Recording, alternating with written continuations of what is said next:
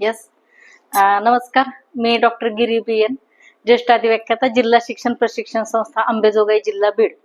खरं तर आज च्या दिवशी खूप आनंद झाला की आपल्या ग्लोबल नॉलेज स्कूलमध्ये माननीय रमेश बिरादार सरांनी आमंत्रित केलं आणि आज एक खूप आनंदाचा क्षण जाणवला. आनंदाचा क्षण यासाठी की ज्या शिक्षण प्रक्रियेमध्ये आपण काम करतोय, मागचे 5 वर्ष आपण NEP 2020च्या अनुषंगानं आपण सगळ्या शिक्षण प्रक्रियेमध्ये बदल घडवण्याच्या अनुषंगानं आपण काम करतोय.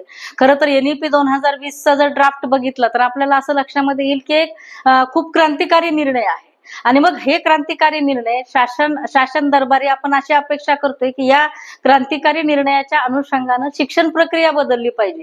कारण NEP 2020 असं आम्हाला म्हणतंय की बाबा 2030 पर्यंत या NEPचं इम्प्लिमेंटेशन झालं पाहिजे आणि 2047 पर्यंत जे काही NEP मध्ये अपेक्षित धरतो की आम्ही जगात महासत्ता तयार झाली पाहिजे, भारत हा जगातल्या पहिल्या 3 देशामध्ये आलं पाहिजे, भारतानं जगावर राज्य केलं पाहिजे, हे जे काही उद्दिष्ट, ह्या जे काही अपेक्षा ठेवून आम्ही पुढे चालतोय तर त्याप्रमाणे शिक्षण प्रक्रिया चालणं अपेक्षित आहे. खरं तर मला रमेश बिरादार सरांचं यासाठी कौतुक वाटतं या संस्थेचं की या संस्थेमध्ये शासनाच्या निर्धारानुसार ज्या गोष्टी अपेक्षित आहेत त्याच्या पलीकडे, कारण शासन असं म्हणते की आम्ही 2030 पर्यंत या सगळ्या गोष्टी इम्प्लिमेंटेशन करण्याची गरज आहे, परंतु आज आम्हाला दिसतंय आज फक्त 2026 उजळलाय आणि मागच्या 5 वर्षापासून मी या संस्थेची प्रोग्रेस पाहते त्यावेळेस असं लक्षामध्ये येते की या संस्थेमध्ये जो NEPचं महत्वाचं उद्दिष्ट आहे की जे लर्निंग टू लर्न, मुलांनीच मुलं शिकलं पाहिजे, मुलांनी कसं शिकायचं हे पण त्यांनीच ठरवलं पाहिजे. तर याचं प्रत्यक्षदर्शी यांच्या वर्गामध्ये जी प्रक्रिया चालते ती लर्निंग टू लर्न प्रमाणे चालते. खरं तर हे पहिलं पाऊल आणि अत्यंत महत्वाचं पाऊल बिरादार सरांनी त्यांच्या शाळेमध्ये त्यांच्या शिक्षकांच्या मदतीनं सुरू केलेलं आहे. ही खूप चांगली गोष्ट आहे आणि त्याचा प्रत्यय खरं तर आज विज्ञान प्रदर्शन म्हणण्यापेक्षा आज जे काही फ्युचर रेडीच्या अपेक्षेनं आज जे प्रयोगाचं सादरीकरण मुलं करतायत तर त्यामध्ये दिसतंय आज मुलांचे प्रयोग असे वेगवेगळे आहेत की मुलांनी त्यांच्या क्रिटिकल माइंडनं, त्यांच्या क्रिएटिव्ह माइंड मधनं वेगवेगळ्या गोष्टी ज्या मांडल्यात त्या खरंच कौतुक करण्यासारखी गोष्ट आहे. आज बिरादार सरांनी हे बोलले की बाबा मुलांनी जे काही मांडलंय त्यात शिक्षकांचा सहभाग खूप कमी आहे. मुलांना ज्या म्हणजे त्यांच्या क्रिटिकल माइंड मधनं ज्या गोष्टी समोर दिसत आहेत, म्हणजे थोडक्यात काय तर ज्या काही समस्या समोर आल्या तर त्या समस्येचं निराकरण कसं करायचं याचं सुद्धा वेगवेगळे प्रयोग विद्यार्थ्यांनी मांडलेले आहेत. विद्यार्थ्यांनी जो आत्ताच बोलले की विमान उडताना ज्या ज्या काही समस्या येतात ते लँडिंग करताना मुलांनी कसं करावं आणि त्यावर कशाप्रमाणे रिसर्च करावं याचंही सुंदर उदाहरण मुलांनी समोर मांडलेलं आहे. खरं तर मुलांच्या ह्या क्रिटिकल माइंडचं म्हणजे एक पोषण देण्याचं काम ही संस्था करते कारण संस्थेचा जो महत्वाचा त्याला आपण काय म्हणू किंवा एक सेनापती, तर त्या सेनापतीची दृष्टीच अशी आहे की जगात काय चाललंय ते माझ्या शाळेमध्ये आलं पाहिजे, जगात जे NEP मध्ये चाललंय ते माझ्या शाळेतल्या प्रत्येक मुलांमध्ये रुजलं पाहिजे. कारण आज आपण असं पाहतोय की मुलांमध्ये जे 21st सेंचुरी स्किल आहे,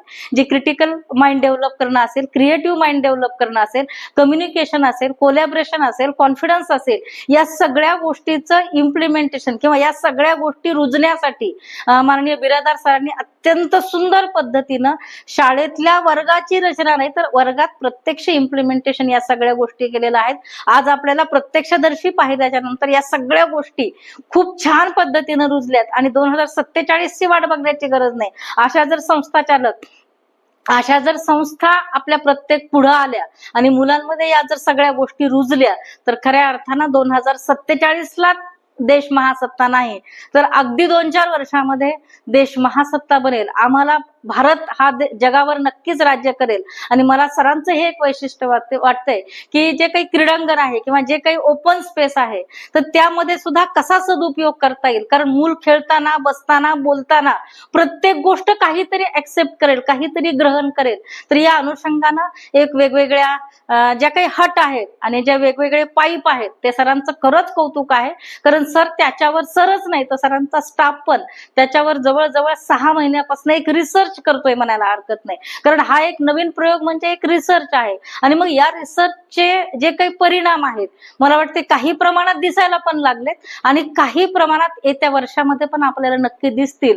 कारण त्या हटमध्ये बसण्याचा आनंद, कारण कसं शिकण्याची प्रक्रिया ही मुलांच्या आनंदाच्या प्रक्रियेतनं घडली पाहिजे, मूल मनोरंजनातनं शिकलं पाहिजे. आणि मग एखाद्या वेगळ्या गोष्टीमध्ये बसून मग तिथलं वातावरण काय आणि त्यातनं मला काय वाटतं, कारण शिक्षकांनी सांगण्यापेक्षा मुलांना स्वतःला काय वाटतं हे अत्यंत महत्वाचं आहे. आणि त्या प्रत्येक झोपडीतनं मुलांच्या स्वतःच्या माइंडचा विचार होतोय आणि मुलांच्या माइंडमधनं ज्या गोष्टी समोर येतात त्याचं इम्प्लिमेंटेशन स्वतःच मुलांनी कसं करावं याचं पण खूप सुंदर उदाहरण प्रत्येक हटमध्ये आहे. त्याचसोबत त्या पाईपमध्ये सुद्धा खूप छान पद्धतीनं मुलांचं शिकणं घडेल. मूल स्वतः जे लर्निंग टू लर्न मी पहिल्यांदा म्हणले, ती लर्निंग टू लर्न कन्सेप्ट खऱ्या अर्थानं तिथं रुजेल. मला असं वाटते की हे महाराष्ट्रातलं नाही तर देशातलं पहिलं उदाहरण आहे की माननीय रमेश बिरादार सरांनी त्यांच्या सहकार्यांच्या मदतीनं एक शाळेमध्ये हे वातावरण, हे जे काही मुलांचं शिकणं घडतंय ते नक्कीच महाराष्ट्र नाही तर देशाला एक दिशा देणार, देशालाच नाही तर कदाचित हे जागतिक पातळीवर या संस्थेचा नावलौकिक खूप लवकरात लवकर होईल. कारण देशाला नाही तर जगाला एक दिशादर्शक म्हणजे दिली आहे अशी अपेक्षा आपण करणार आहोत. खरं तर दिशादर्शकच हे काम आहे.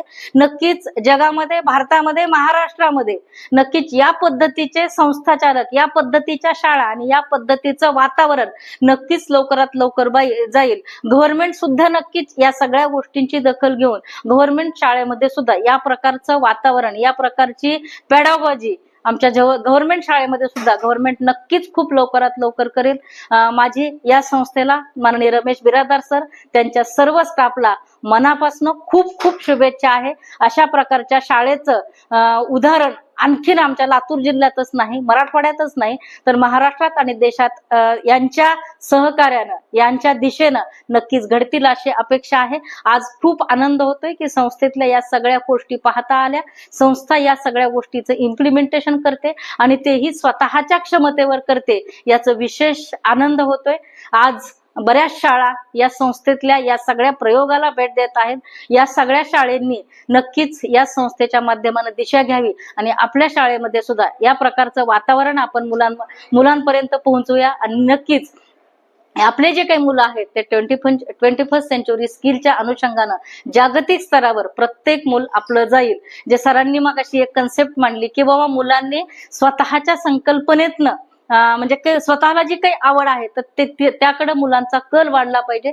नक्कीच आज आपण आपले स्वतःचे मुलं अमेरिकेत, इंग्लंडमध्ये वेगवेगळ्या गोष्टीसाठी पाठवतोय. नक्कीच काही दिवसानंतर या पद्धतीच्या संस्थांनी, या पद्धतीची मुलं जर तयार होत असतील तर नक्कीच अमेरिका, इंग्लंड मधली व्यक्ती किंवा इंग्लंड मधली मुलं आमच्याकडं नक्कीच शिकण्यासाठी, या सगळ्या गोष्टीसाठी पाहण्यात येतील. आणि खऱ्या अर्थानं तेव्हा आम्ही जागतिक महासत्ता आमच्याकडे तयार झाली असं म्हणता येईल.